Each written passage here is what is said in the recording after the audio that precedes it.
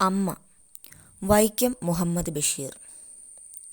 സ്വന്തം ജീവിതം സ്വന്തം ഭാഷയിലെഴുതി മലയാള കഥയുടെ സുൽത്താനായിത്തീർന്ന മഹാനാണ് വൈക്കം മുഹമ്മദ് ബഷീർ. അദ്ദേഹത്തിൻ്റെ ഓർമ്മക്കുറിപ്പിൽ നിന്നെടുത്ത ഇന്ത്യൻ സ്വാതന്ത്ര്യ സമരവുമായി ബന്ധപ്പെട്ട ഒരനുഭവ കഥയാണ് അമ്മ. അനുഭവങ്ങളാണ് ബഷീർ രചനകളുടെ കരുത്ത്.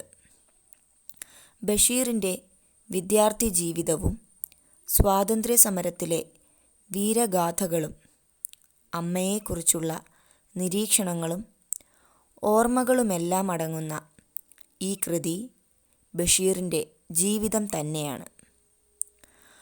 അമ്മയുടെ കത്തിൽ നിന്ന് ആരംഭിച്ച് ഓർമ്മകളിലൂടെ അമ്മയിലേക്കും ഗാന്ധിയിലേക്കും ഉപ്പു സത്യാഗ്രഹ സമരകാലത്തെ അനുഭവങ്ങളിലേക്കും വളർന്ന് ഒടുവിൽ അമ്മയുടെ കത്തിലേക്ക് തന്നെ തിരിച്ചെത്തുന്ന അനന്യ സാധാരണമായ കഥാരചനാ ശൈലി കൊണ്ട് ബഷീർ നമ്മെ വിസ്മയിപ്പിക്കുന്നു. ഇന്ന് നമുക്ക് ബഷീർ രചനയുടെ സവിശേഷതകൾ എന്തൊക്കെയെന്ന് പരിചയപ്പെടാം. പുഞ്ചിരിപ്പിക്കുന്ന രചനാരീതി. സംസാര ഭാഷയിൽ രചനകൾ നിർവഹിക്കുന്നു. ബഷീറിൻ്റെ രചനകളിൽ പ്രകൃതിയും മനുഷ്യനും ജീവികളുമെല്ലാം കഥാപാത്രങ്ങളാണ്.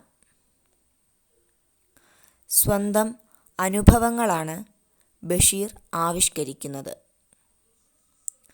അനുഭവങ്ങളുടെ ഊഷ്മളമായ ആവിഷ്കാരമാണ് ബഷീർ കൃതികൾ. ബഷീറിനെ അനുകരിക്കാൻ മലയാളത്തിൽ ആർക്കും ആയിട്ടില്ല. ജീവിതഗന്ധിയായ കഥാപശ്ചാത്തലവും കഥാപാത്രങ്ങളും ബഷീർ കൃതികളെ സമ്പന്നമാക്കുന്നു. തനതായ ഭാഷാരീതി കൊണ്ട് സാഹിത്യത്തിൽ തനതായ സ്ഥാനമുറപ്പിച്ച കഥാകാരനാണ് ബഷീർ. ബഷീർ എന്ന കഥാകാരൻ്റെ 3 വൈവിധ്യമാർന്ന മുഖങ്ങൾ കഥയിൽ കാണാം. ബഷീർ എന്ന ദേശസ്നേഹി, ബഷീർ എന്ന വിദ്യാർത്ഥി, ബഷീർ എന്ന മകൻ. ഈ 3 വേഷങ്ങളിലും ഉജ്ജ്വലമായി തീർന്ന ബഷീർ അനുവാചകരുടെ മനസ്സിൽ ബഹുമാന്യമായ സ്ഥാനം ഉറപ്പിക്കുന്നു. മാതാവിൻ്റെയും മാതൃഭൂമിയുടെയും മഹത്വം ചെറുപ്പത്തിൽ തിരിച്ചറിയുകയും രാജ്യത്തിനായി തന്നെ സ്വയം സമർപ്പിക്കുവാനും തയ്യാറായ ബഷീർ മൊബൈൽ ജീവികളായി ഒതുങ്ങുന്ന പുതിയ തലമുറയ്ക്ക് പ്രചോദനമാവേണ്ടതുണ്ട്. ഒരു മാതൃകാ വിദ്യാർത്ഥി സമൂഹബോധവും സാമൂഹിക പ്രതിബദ്ധതയും പ്രതികരണശേഷിയും ഉള്ളവനായിരിക്കണം എന്ന മഹത്തായ സന്ദേശവും അമ്മ എന്ന കഥ നമുക്ക് നൽകുന്നു.